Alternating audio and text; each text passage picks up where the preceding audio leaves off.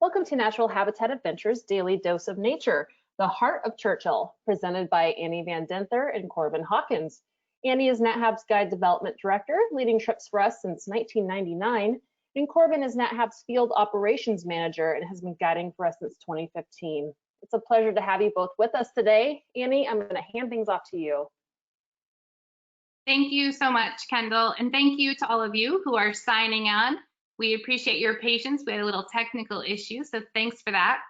I'm really excited today because I have one of my good friends and coworkers with me, Corbin Hawkins, and we're going to be talking with you about the Heart of Churchill. We both know this place in different ways, and in a minute, Corbin's going to explain to you how he knows this place. But for me, it is pretty intimate. It's where I met my husband, and we'll talk about that. First, let's talk about how you know a place. This is this question we've been asking every week: the heart of India, the heart of Uganda, Mexico. How is it that you know a place? And what is that thing about that place that makes it uniquely its own? That's what we want to keep asking and see if today we can bring you to Churchill along with us. But first, Corbin, tell us a little bit about yourself. Yeah, thanks, Annie. I'm excited to be here with you. Annie approached me with this idea. Typically, she's on my end of things, and so this is kind of a unique opportunity to speak on our experiences in Churchill because they're so varied, given our different roles. So I started in 2014 with NatHab up in Churchill as a, in Winnipeg even, as a logistics guy. So I was there just making sure things got on the plane, making sure people and goods made it to where they were supposed to be, dinners were happening, all that sort of thing. And over the years, my role just developed into something a little more substantial. So I started guiding with NatHab, and then I really, by the end, or present time anyway, I kind of run our polar bear on the ground team. So my experience in Churchill is very much different than Annie's, where she brings people in as guests and she shows them around. I'm kind of working behind the scenes, and I have a little bit more of a, I don't know if I would call it intimate, but more of an operational connection with Churchill.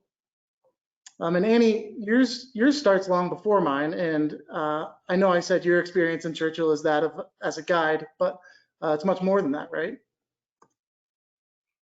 Yeah, I didn't know it would be. I went to Churchill in 1999, and here's this, I don't know who that young lady is. It's hard to believe that's me, but I grew up in Michigan, and through a series of events that we could almost do a whole webinar on, I ended up in Churchill. I only had 2 days notice to go there. So it was very quick, and I didn't quite even know where I was going, but I knew I was going to go see these beautiful animals. And when I got there, we had this special place that we no longer have. This is what you're looking at here, called the White Whale Lodge. And it was a beautiful old building. And what would happen is we would take a helicopter across the river, and then we would spend a couple nights there, and the bears would come to us. It was almost like a reverse zoo. And it was there that I met my husband, Joe. He, at the time, I didn't meet him under that name. His name in Churchill was Canoe. And that's because he canoed from the boundary waters of Minnesota to Churchill, and he stayed. That was in, I believe, 93, 94. So he ended up living there for almost 10 years, and he would help out. He was the manager at the White Whale Lodge. And I thought over the years, we have these pictures of the two of us. He's from Ohio, I'm from Michigan. We have these pictures of us. I almost wonder if our guests knew before we did that we were gonna end up together. Joe lived in Churchill, and at one point, he actually lived on that boat that you just saw a photo of.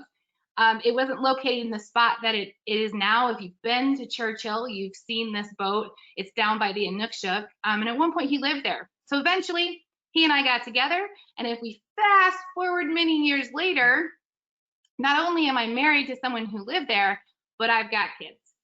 And in 2014, we had the awesome opportunity to have the kids come for an entire Northern Lights season. So it was Joe and myself, and then these beautiful babies. They're much older now, but they got to experience Churchill. And even more, they got to go to school there. We didn't think they were going to go to school at first, But just a few days into being in Churchill, they said, we got to go to school. We want to go to school. And I didn't even know if it was possible, but we investigated it. And sure enough, they were able to go to school and they loved it. Suddenly, I knew this place in a whole different way. Even though I'd been guiding since 1999 in that spot, in 2014, once you have your kids in the school system, suddenly it's a different way of being in that place. You're no longer, I don't want to say just a guide, but you're no longer only a guide, maybe. You have a different connection. So yeah, Corbin, for me, when I think of Churchill, I think of family. My son's name is Hudson. Yeah, lots of years of experience and family things happening there, as well as guiding. Gotcha. Well, it's such a cool experience that you have that to share. I'm sure you use that in your guiding to kind of bring it all full circle with your guests. When you first approached this idea with me, we talked about the five senses, right? And what do you smell and what do you see? And when you first imagined Churchill, what is that feeling?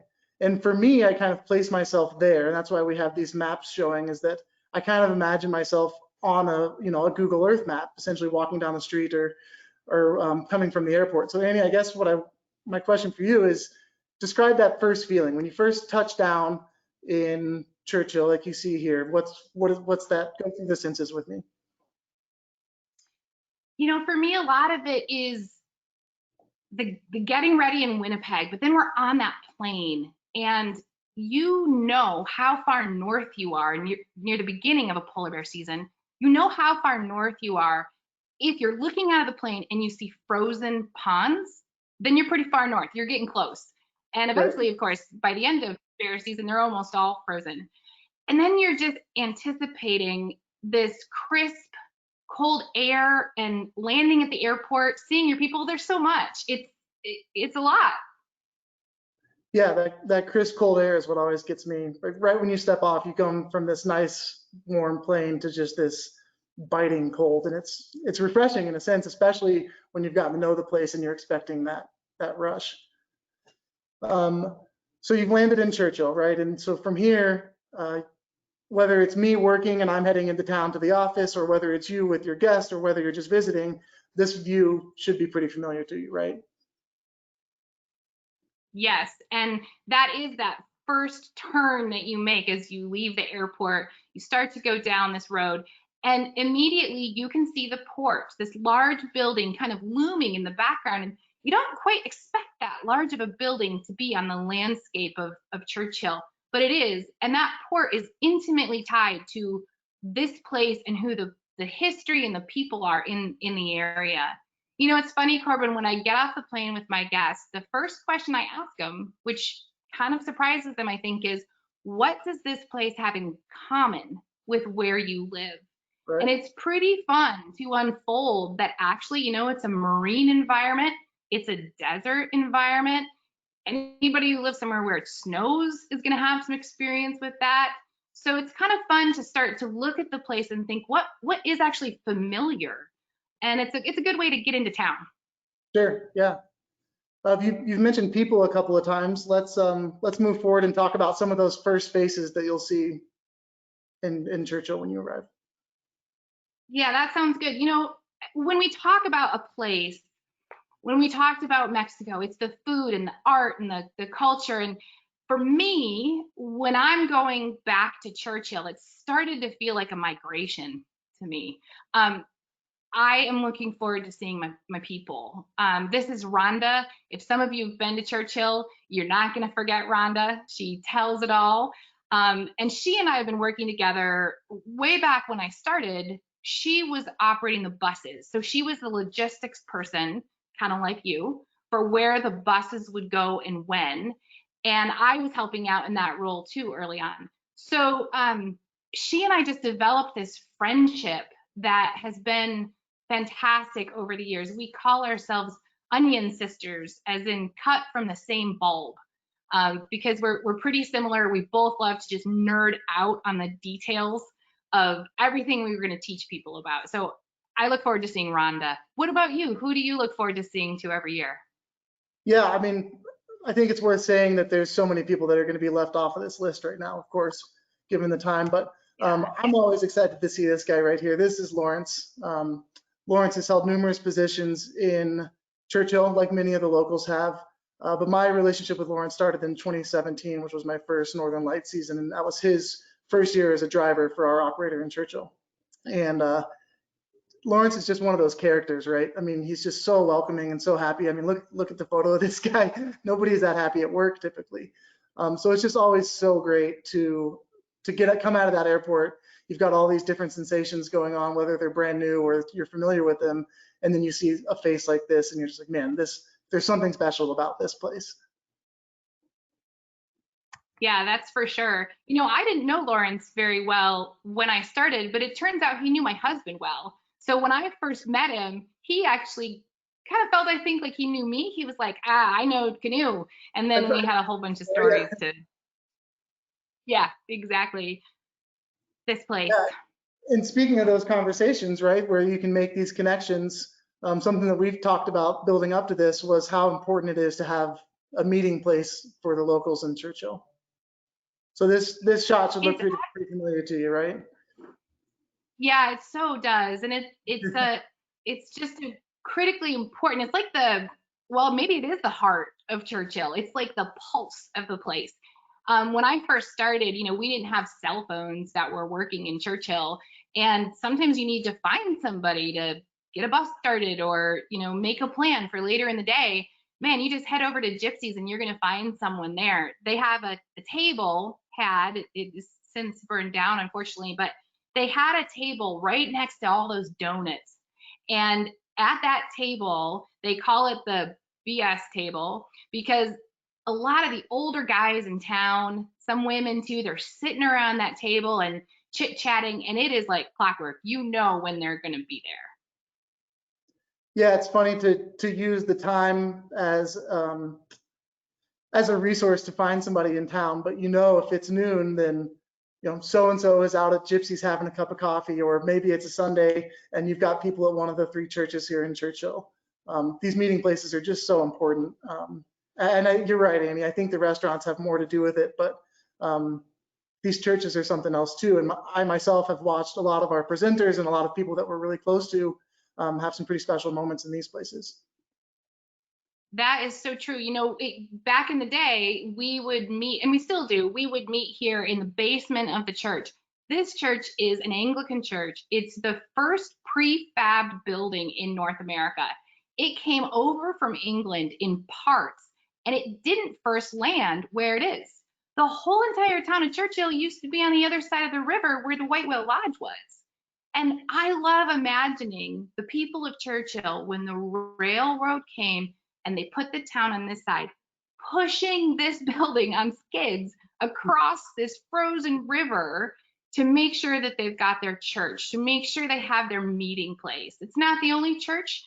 There's also a Catholic church, and they are very important places to the community for multiple reasons, and they're pretty special places. Yeah, they sure are. And they kind of coincide with some special people. So this is just down the street from that previous church and located, of course, right next to another. But this individual means quite a bit to you. Yeah, you had mentioned that you can't know a place, right? Or if you don't know a place, one of the best places to start is the museum. That is right, Corbin. So this is Lorraine Branson. She wrote the book that all of us guides depend on desperately. When I first started guiding in Churchill, we would say to people, ask 3 different people the same story, and you'll get maybe 5 different answers about what happened. And Lorraine wanted to write a book to set that straight.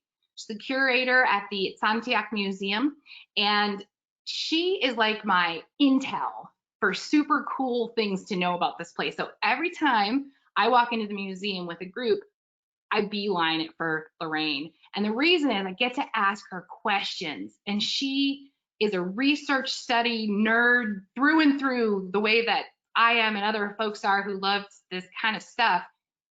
So one time I asked her about Fredrika De Laguna, and she started as an ethnographer in the early 20s here in Homer, and she also went to Churchill.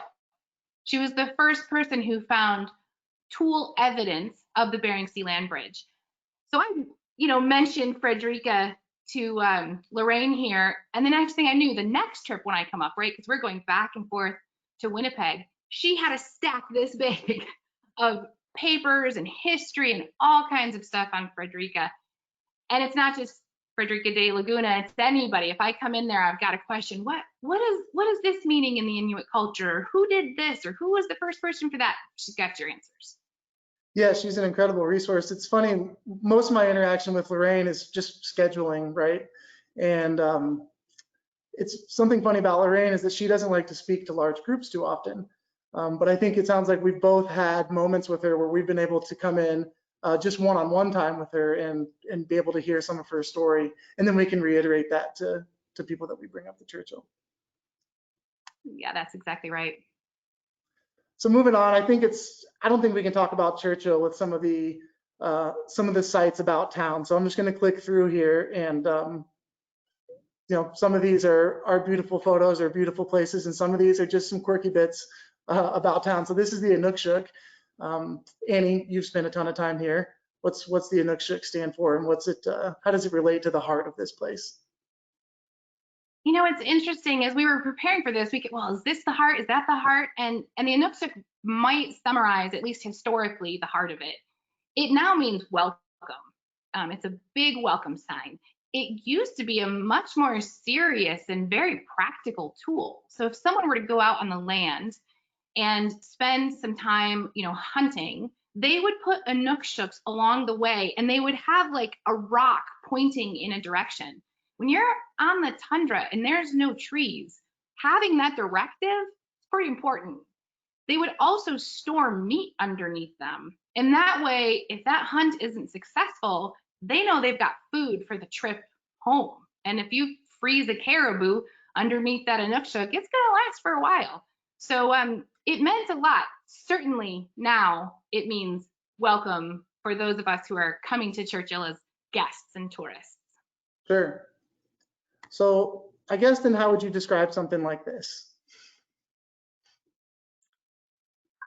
This is a photo that you took, and I love it. We compared a whole bunch of photos to create this, and I saw this and just thought, like, that is so Churchill. It's resourceful, it's kind of wacky, it's practical, and I can just imagine, sitting in that behind a snow machine or something else and going for a ride. So it just kind of sums up, I think, the sense of humor that the people in Churchill have. Yeah, I actually first saw this being towed down the road by a snowmobile, and there was a person just hanging out, feet up and everything. It was just too much Churchill at once. I had to follow it and get a photo. So this is towards the end of town. You can see it's moving towards the port, which we talked about earlier. Annie, I actually don't know too much about this, except for it's iconic, right? It's always been there. It is, and I have to admit that this photo is a little bit of a trick because the bear isn't nearly this big, right? It's a sculpture about, I don't know, maybe 3 feet high, and this makes it look absolutely gigantic. I think the thing about the placement of this sculpture is a couple things. One, there was a gentleman about town who just loved to build. He put the Inukshuk together, and he put this sculpture together, and he loved to beautify Churchill, and so he kind of made some of these things. Also, of course, you can see here a polar bear, the sign for the province, and the port all in one. And so this sort of sums up, a lot of what is going on culturally in this place. Sure. This one cracks me up every time because we see it in feedback, and we hear stories from guests who are just so unexpected. And they're like, I heard a horse yesterday. Where did that come from? But this horse has been here for how long? I think these horses have been there since before I was going to Churchill. I don't know if they're the same horses, but certainly there have been horses there, and I think many of them are the same. The owners of the hardware store own these horses, and yeah, like you said, they're unexpected. I want to see one of them pulling that lazy boy that you just showed us on that sled. I think that would be pretty fantastic. So moving on, I'm sorry. So let's see, describe this to me. This is out at the fort, Annie? Actually, that's out at the port, yeah, where the flag is. And, you know, this is just a reminder that we're in Canada. And it's a beautiful space there, Cape Mary. It seems to me almost like, how would you say it? It's like the spot where you're right in the middle of the migration of the polar bears that are going there. You feel like you're on their pathway, but historically it's also really important. So we go there on every trip, and it's cold, I'll tell you that much. Standing out by that flag when the wind's blowing, you know, 40 miles an hour, it's cold.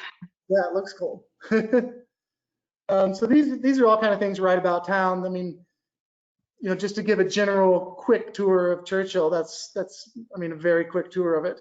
But a lot of the bulk of the time we spend in Churchill is actually out looking for wildlife, out on land, kind of seeing what else is there besides the town. So I'm just going to hop right into it. This next photo comes in pretty quick. But Annie, you have a story that coincides with this, and this is one of the things I love about your guiding style. I'll get there, but tell us what's going on. Yeah, so this picture, I know it's graphic, so I apologize for that, but it was an amazing experience. I think it's kind of key to what an experience is like in Churchill. You never know what's going to happen. So I was out down Goose Creek Road with my group, and there's a little park I like to pull into, and there's berries that you can find various times of the year throughout the winter, because they really get quite well preserved underneath the snow. Berries are essential to survival for the people who live in this area. It's one of the food sources historically, right? So I like to get my group out and see if we can find these berries. And there we all are on the ground, hands and knees, moving the snow away, trying to get some cranberries. And the next thing you know, this fox comes out and looks at us. And then he goes back into the woods, gets this hare, and then comes out and shows us. I don't know if he thought we were going to take his cash, or if he was like, all you got is berries and I got this hare. I'm rocking it. And then he let us follow him. We jumped in the van. He went down the road. We hung out with this fox for probably 20 minutes and finally saw him dig another hole and put the hare there for later. So it was pretty special. That whole story kind of encapsulates what we're talking about, right? You've brought people out to do something unique, to pick berries on the land, and then something like this, this is just classic Churchill, happens right in front of you. And I love that about the way that you introduce people to Churchill. You show them these things like berry picking in hopes for something like this to show up. There's something else that you do, and sorry if I'm throwing you off guard here. There's something else that you do that involves a bucket of rocks. I should have known that would come up. Rocks, Annie. I am famous for that bucket of rocks because quite a few years ago, we were looking for cool things to do with our guests in Churchill, and immediately I was like, I want to build a nook shucks with our group. So I asked, I think it was Josh at the time, one of our folks who helps out with operations, if he could get me some rocks. Now, asking that during polar bear season is a big ask, because that means you have to go onto the ground where there are bears. I tried to ask for early season, so it wasn't frozen. I'm not sure if that ended up happening, but we do have a bucket of rocks. And when I get the chance, I love to bring my group somewhere where we can stack up these rocks and make our own inuksuks. It's a fun experience. Good. Yeah, the bucket of rocks was a point of contention for a little bit because of the work that had to be done to get it. But I like it, and I'm glad you have it. So Goose Creek, I guess we're kind of moving away. Go ahead. Yeah. Well, I was just gonna say that's classic, right? That you see that side of it, and we get to see the let's make this happen side of it. So I love that you brought that up, because we're constantly working on finding that perfect balance, I think, between the operations and the guiding. It's beautiful. Totally. Yeah, the end goal, of course, being how do we make these trips just as close to home as possible in a place like this. So you mentioned you were in Goose Creek picking berries. This is a photo you sent in here, and you have some history here. Yeah, Goose Creek is a pretty special place to me. So for a few reasons. When Joe and I first started dating, I guess, I don't know how you date a guy in Churchill, but we figured it out. I was in Cape Cod. If I wanted to call him, this Goose Creek is an area where there's quite a few cabins. It's a little, almost like a cottage community of Churchill. If I wanted to call Joe, I would call Rick's cabin, and Rick would say, let me go find him. And then we'd set up a time, Joe would come back, and we'd talk on that phone. So it's special in that way. It's also the place, when Joe and I did get married, we spent 6 weeks out on the trap line. Now, a trap line, when I first met Joe, you saw us by that kind of bar area in the White Whale Lodge. I was asking him every question possible about, like, how do you live on the land? Do you bring women out on the land? Are there trap lines? What is a trap line? Is it like a line, or it's traps connected? I didn't know. All of that was just a whole new world to me. So he was patient, let me ask all those questions, and eventually we went to a cabin that's about 50 kilometers west of Churchill, and we went right after bear season, which you know is not the best weather. You have storm after storm coming in. So we had to pick a window for when we were going to take the snow machines out to the cabin. And eventually we picked a window. It was a whiteout. Somehow Joe knew how to get to that cabin with no trees, no Inukshuk at that point telling us where to go, but he knew how to do it. I think it's important to say, living in Churchill isn't always easy. When we first met, he was helping to build that cabin, and he would send letters that would say, we got this one piece of wood to the cabin, or the windows. Imagine getting the windows across all that land, and you can't do it in the summer. You got to wait for the winter. So this is a photo of one of those snow machines and a sled that they were preparing to bring out there. And it's not always easy.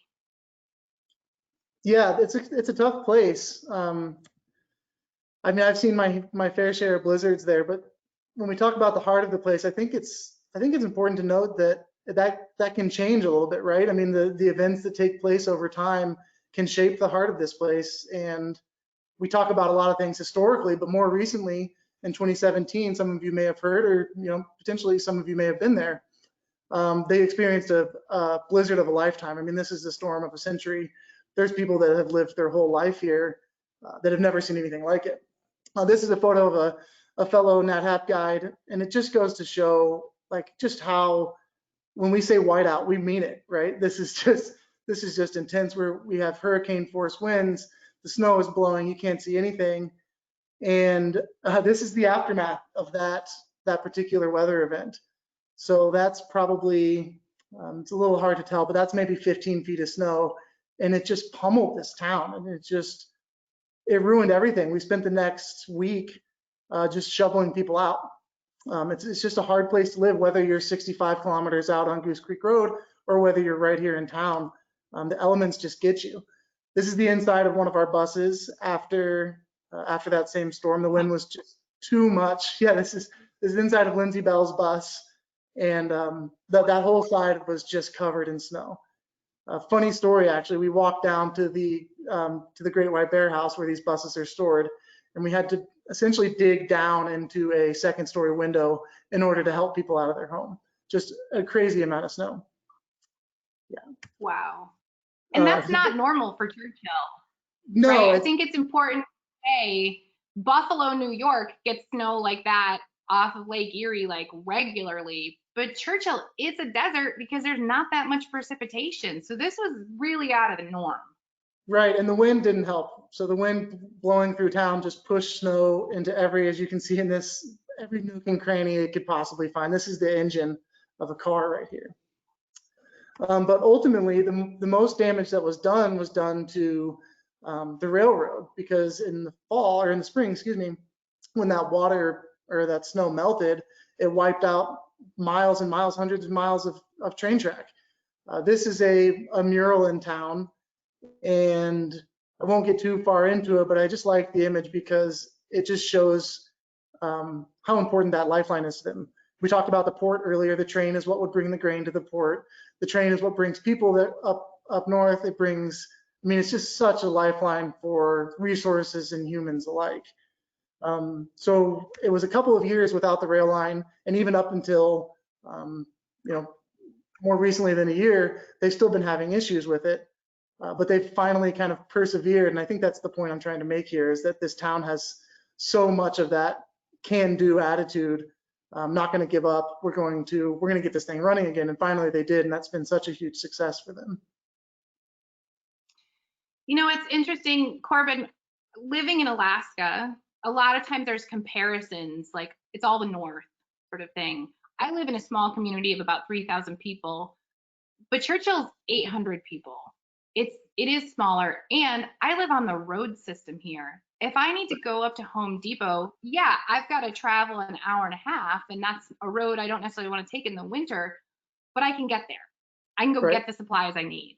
Right. That's not a possibility for folks in Churchill. It's all planned. I mean, they had barges bringing, basic things into the town. And I remember this time, I wasn't there for the storm. I think I was in Baja. Feeling a little guilty about that. But I remember when the next year, as we were all learning about this, you were in Winnipeg at the time, and you were planning every extra space on our plane. You would make sure that there were supplies going up to Churchill. I remember I would put apples in my pockets to bring to Lawrence's kids, because fresh fruit just wasn't easily available at that time. And I remember being in awe of you and your organizational skills and your heart for this place to get those supplies that they needed so desperately. So, I mean, good on you. That was incredible what you did. Yeah, it does take a whole team, right? I mean, we were looking at a photo earlier today of the operations team, and I mean, it's like 20 people. So without even realizing, we have a whole staff to make stuff like that happen. But at the end of the day, it's not about us or what we did. We fly these planes up north to take people for an amazing vacation to go and learn and experience this place. And there's often space left on those planes. So it's the obvious thing to do, to just fill that with whatever the town needs whenever we can, especially in a time like this when things are so hard. But there's a silver lining to all of these things. The one that stands out the most to me is, outside of recognizing the resilience of a place like this, is just the beauty that can come from it. So these are some snow drifts that were just right outside of town, just past Murph's place, that came after that snow. So the beauty that this has potential to bring about is limitless. This was a few nights after we were kind of allowed to go back outside again, and it's hard on the town, and it's hard in town, but it's the land that I think a lot of the people we've been talking about really relate to here, and the animals on them. Yeah, I think that could not be said better. When we talk about the land, it's not really language that we use, at least here in Alaska, and I think you're in Colorado. I don't think it's really how you talk about heading out. No. But in Churchill, I would say the land is almost sacred. Well, it is sacred. And the way that they say it, I always say you've got to have a capital L on the land, because it's not like saying the forest or, a different ecosystem. It's this incredibly special place that if you don't understand, you won't be able to live there. If you don't know this place, if you can't navigate through a whiteout, you won't make it long. And so I think one of the things that is just the absolute heart of this place is that relationship between the people and the land. It's like no other, in my opinion. Yeah, it's unbelievable. And then you throw in the wildlife on top of that, if you wanted to even put another sector, I suppose, in there. It's all interactive. We talked about this particular photo earlier, and just, I mean, the juxtaposition of the land itself that we keep speaking of. The bay even is in the background. You've got human influence, and then you've got, of course, the bear. You've got the wildlife. and it's all right there. It's so true. And I think when you speak to people in Churchill, if they would say, oh, you're heading out on the land, that would include the wildlife. It would mean you're going to go see bears or you're going to go see moose and that kind of thing. So yeah, I think this next shot is of me in Svalbard. And I wanted to make sure we had that. Yeah, I wanted to make sure we had that in here because I have been to other places where people watch polar bears. And I'm incredibly privileged, love getting to go to Svalbard. I've also been to Kaktovik here in Alaska. I'm definitely loving going all kinds of places to see bears. But Svalbard is not Churchill. You can't just exchange one place for the other. Svalbard's incredible, but it's just not the same place. Yeah, I've not been, but just in chatting with you, I understand the difference, but there is just something special about this place in particular, Churchill in general, and then also the wildlife management area we're about to get into. So you're in your current role, this is where you take people. This is kind of the bulk of the trip, right? This is the product essentially, is that you go out onto this land and you see what the day has in store for you. So maybe you could kind of run me through what kind of a typical afternoon or a day on a rover might look like as we scroll through these. Sure. So we'll take the bus out to get to the wildlife management area, and we'll go past this sign, hopefully have a chance to take a picture of it. The area was developed in the 70s and then furthermore in the 80s, and it's a huge area of land that is there for the bears, and there's rules around who can be out there, permits and that kind of thing. So it's really created a special place in that way. All that can't happen unless we've got guests, and so that's one of the best parts of it is we get to go with people who have never been there. We get these fresh eyes that are looking at this place that maybe we've been to time and time and time again, but no hour on the rover is like another hour. It's always different and special. So we have to get on these big machines. When I was writing for my MFA, I had to describe a rover. It's hard, let me tell you. It's one of the hardest things to describe. A bus on steroids.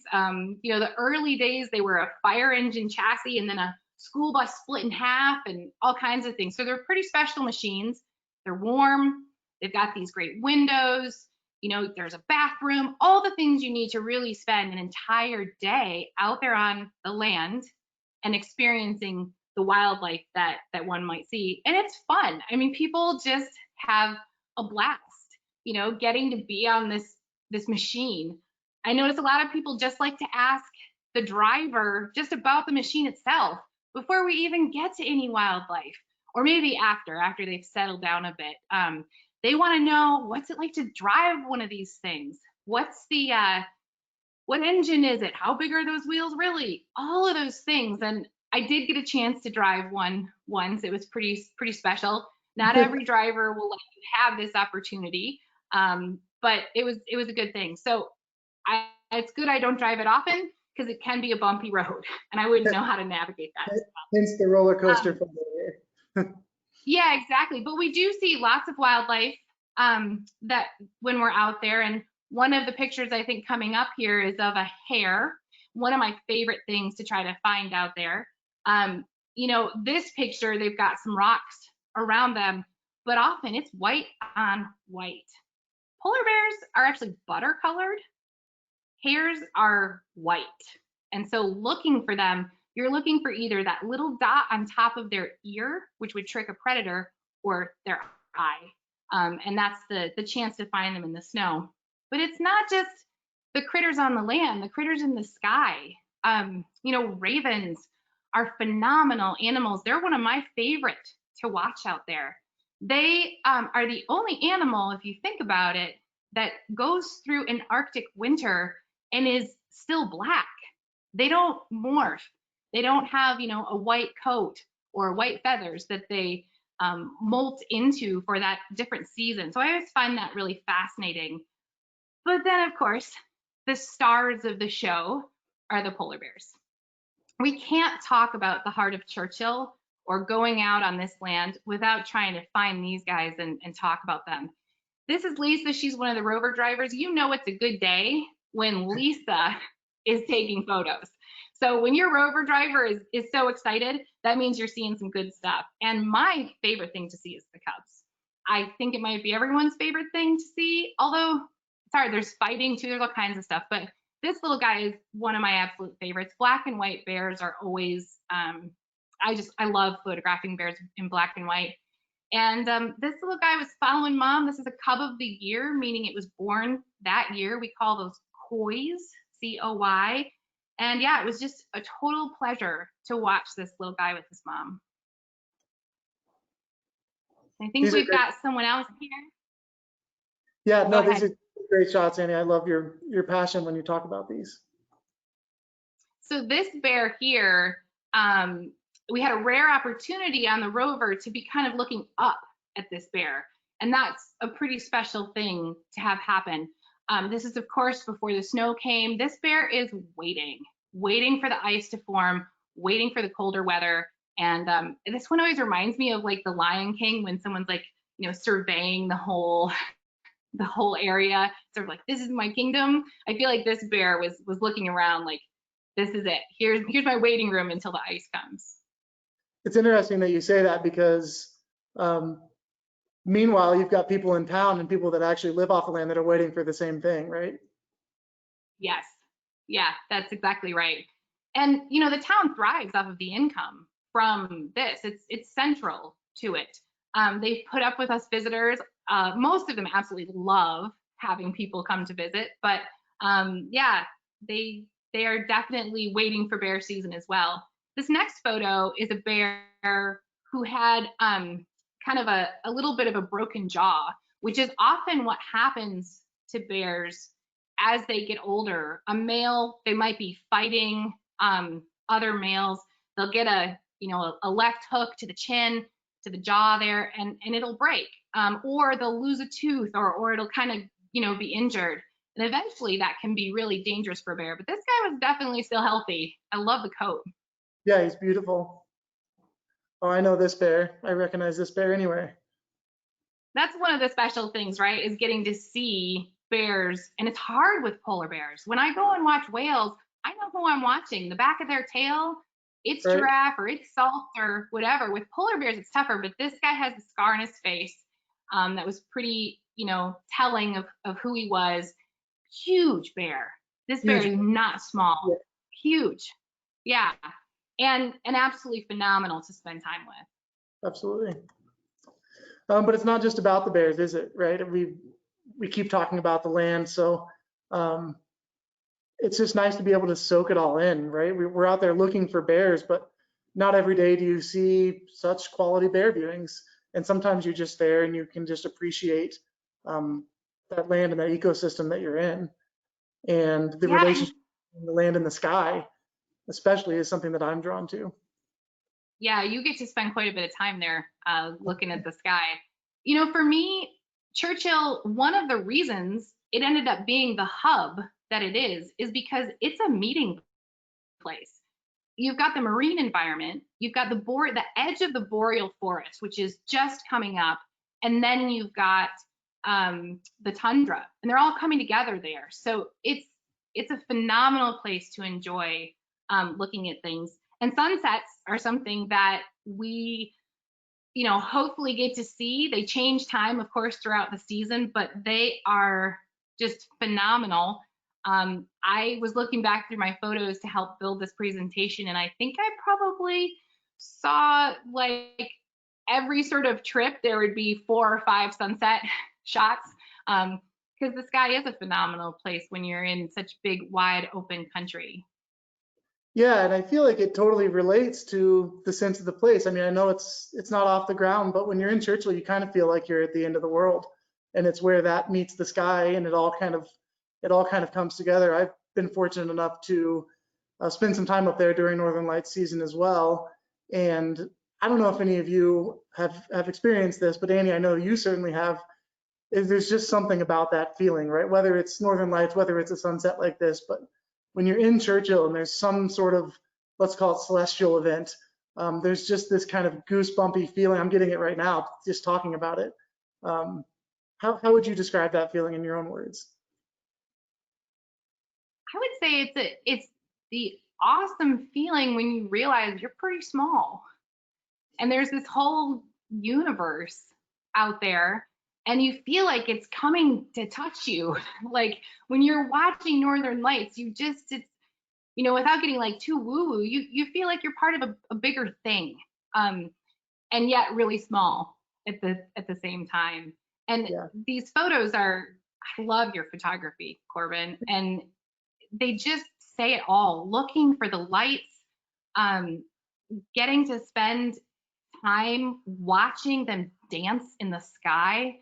I mean, Churchill's one of the best places in the world to see Northern Lights because they come up on a more regular basis there due to all kinds of cool scientific things that we'll talk about another time. But it's a great place to see the lights. And we see them every once in a while during bear season, but there's usually not enough clear sky at that time. And so you've got to come back during aurora season and get to see incredible things like you're showing us now. And, you know, they put you in your place. I think maybe that's the way I would end on that. Yeah, I completely agree. And I think the sky is a nice way to kind of culminate our point here, and that kind of the trip we've taken today, right? You start in town, you've gotten to know the people, and then you move through the day out to the land to see the bears and what have you. And then at night, you've come across this beautiful sky. And it's kind of funny how your attention starts to focus throughout the day on different aspects of Churchill. And I like ending with the sky because I think it goes unnoticed most of the time. And I should mention that we haven't included much about belugas in this. Annie and I, neither of us have spent a whole lot of time with belugas. So this is what's familiar to us, and this is what ties it all together. But for me, we've talked about guests and we've talked about the locals. And something that Annie and I shared today was that while we're trying to define the heart of this place, for us, it might be through a different lens because of who we surround ourselves with while we're in Churchill. And for me, it's the staff that we work with, and it's people that are also coming to experience it at the same time. And we kind of get to define the heart of Churchill together. You know, we're a bunch of kind of tourists, even though we're working, we're a bunch of tourists to this town. And so this is something that's really special for me, is all of those things we just talked about, experiencing it with these people that are kind of you know, guests in Churchill as well.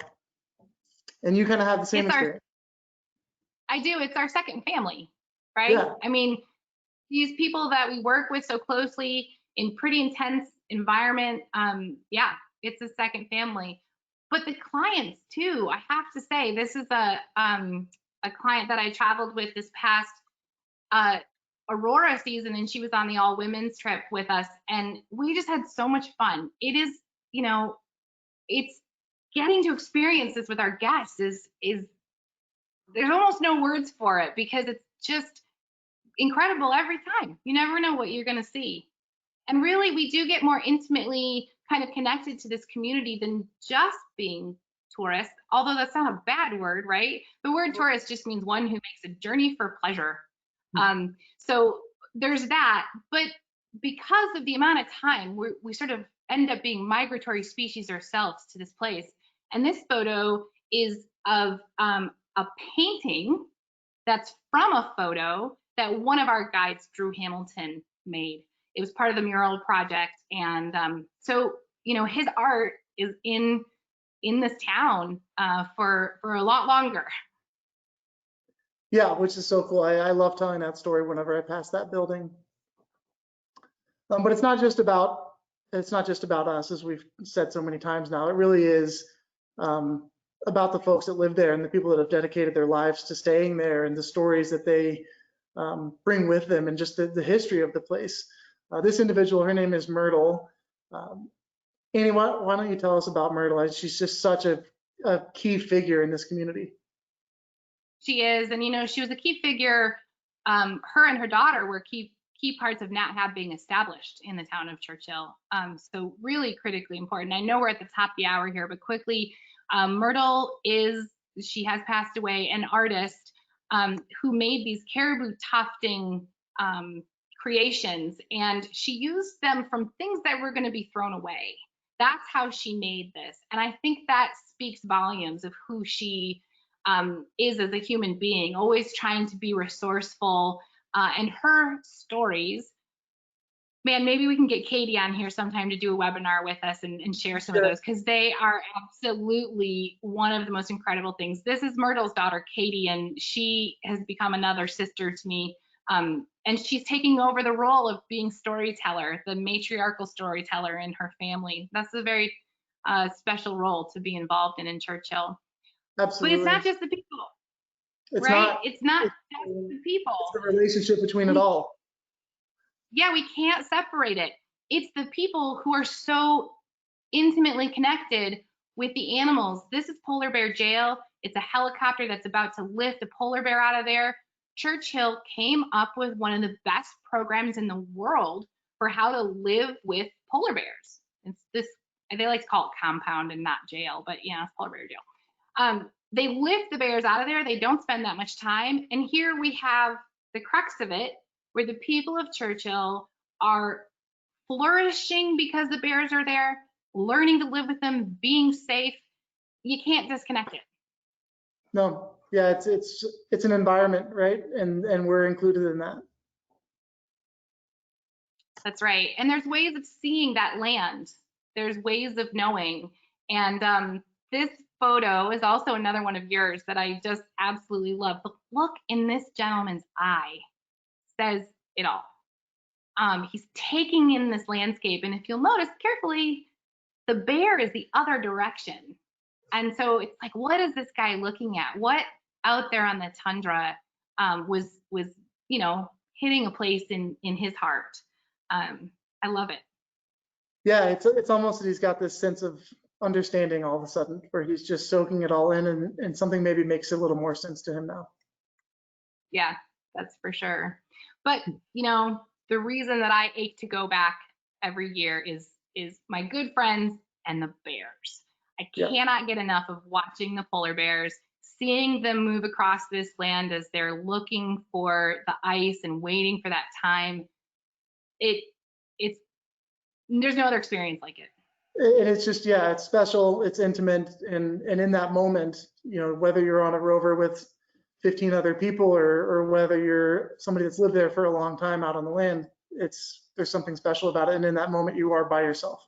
And it's that cool feeling of the North. You know, the lure of the North is a real thing. Yeah, for sure. There's been a lot of poetry on that. And I think with that, we agree. It's the intersection between people and the land, the animals, that is the heart of Churchill. And I think, Kendall, we can open it up to questions now. Great. Thank you, guys. We do have a lot of great questions. And since it is the top of the hour, for those watching who have to leave us, just know that we'll have the replay posted on our website around this time tomorrow. All right. First question. How is the town of Churchill managing right now during COVID? That's a good question. Yeah. One of the things that is happening is there are tourists from Manitoba. That's happening here in Alaska as well, is that we have hotels that have been busier than they've ever been because people in Alaska can finally go get a spot. And that's been happening in Churchill. They do still have some tourism happening, obviously not on the scale that it would have otherwise, but there's a little bit happening. There is. They've reduced flights, and then they've done things like a lot of communities around the world have done. They've set particular hours for different demographics of people. Say at the grocery store in Churchill, there's a senior shopping hour in the morning, just to try to create some more space and avoid the spread of this thing. Great. Do you guys know when Churchill was established and if it was named for Winston? Churchill was named after John Churchill, who was one of the governors of Hudson Bay Company. And Hudson Bay in the 1600s, you know, Henry Hudson went and he explored the bay, and he's the one who, in a way, kind of found it. But there's a long story about what went wrong with him. And then in the 1700s, there was kind of fighting between England and France, and eventually it became the Hudson Bay Company's post, where they were trading, and it's the fur trade that really is the established sort of like beginning of Churchill. Okay, and how do everyday supplies like food and daily necessities typically get to Churchill? Yeah, I'll take this one, Annie. I've lived in this world for a few years now. So for the most part, the train is their transportation as far as goods go. There's also the option of the harbor. I mean, they can ship stuff by freight from the East Coast, and it'll come through to the bay. But primarily, it is the train that sends stuff up, and then any available space on charter planes or scheduled flights, whatever it may be. One thing I love about Churchill is when you join their Facebook group, you see all the inner workings of their community, and you find the answers to this exact question, right? We have people posting all the time. They say, hey, is anybody flying from Winnipeg on Tuesday? I need cat food or whatever it is. So it's a group effort, but primarily the train. And does the rail service run all year round? And is there passenger service on the train? There is. It runs all year round when it's operable. And there is, I've actually never taken the train. Annie, have you taken the train? Yeah, I've taken it quite a few times. It's an incredible experience that we used to do with our guests. But once those tracks became so unreliable, we did decide as a company, for safety reasons, to no longer bring guests on the train. I hope someday those rails are fixed to it even, I mean, they're fixed now, but I hope they're even brought to a different level so that we could decide that that was safe. You know, with climate change, those tracks are what's under them is melting. And so it's going to be a big project to restore it to a different place than it is today. Yeah, when we do get to that point, it really is a neat experience. There's the glass Northern Lights viewing cart. There's a dining cart. It is something special. Hopefully we can bring it back. It feels like you're going back in time. Oh, right. Go ahead, Kendall. You're okay. For those who haven't been to Churchill, could you explain a little bit more about the polar bear jail? Sure.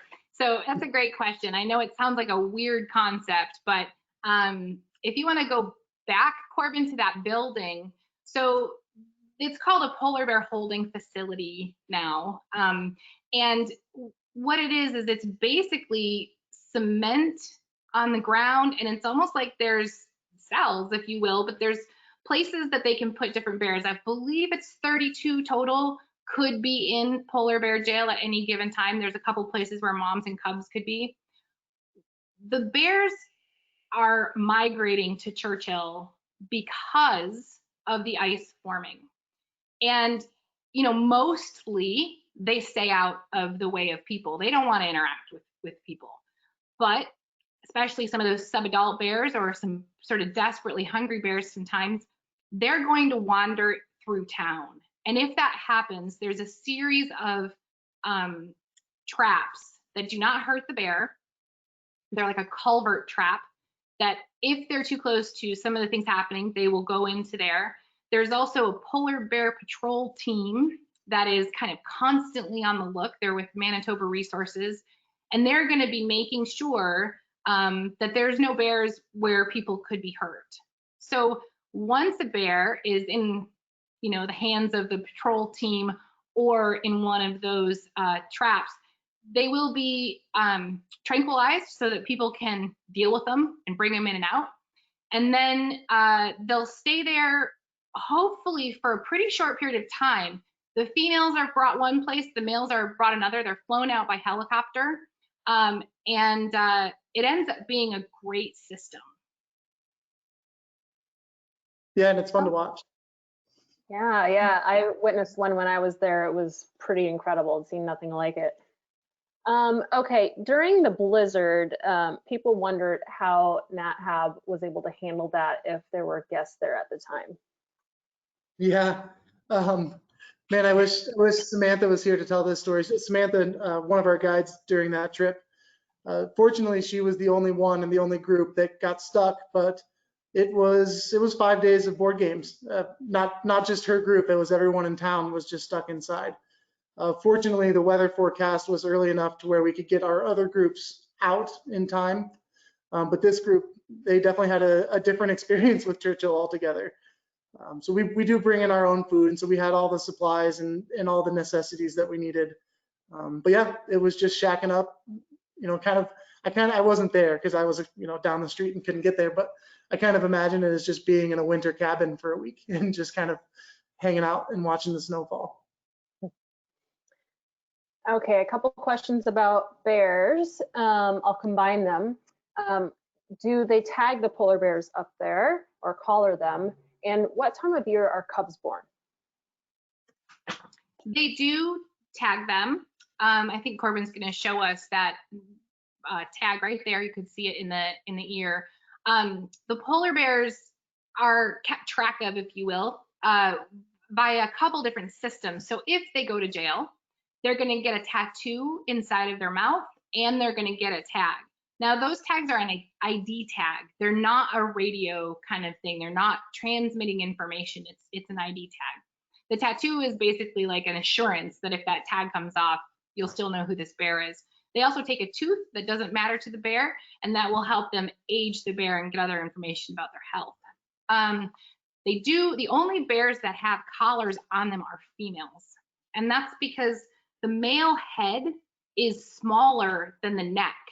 So a collar would literally slide off of the bear's head if it was a male. The females, their head is a little bit more round and a collar can stay on.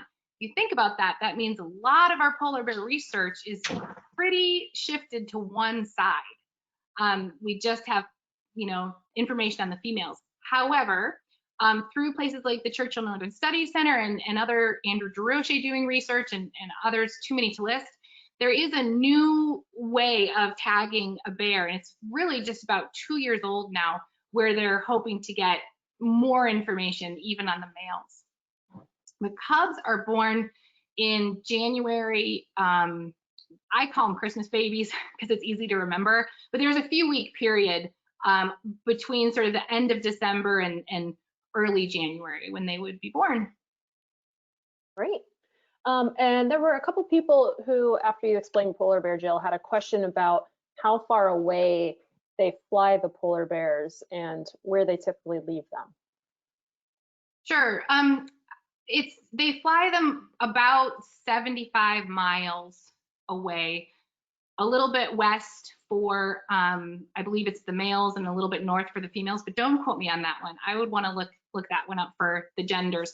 They do it in 2 different places for the safety of the bears, and I don't think it hurts them at all. And the idea is if they kind of bring them far enough away that by the time the bear is walking back towards town, the ice will have come. We'll take it from here.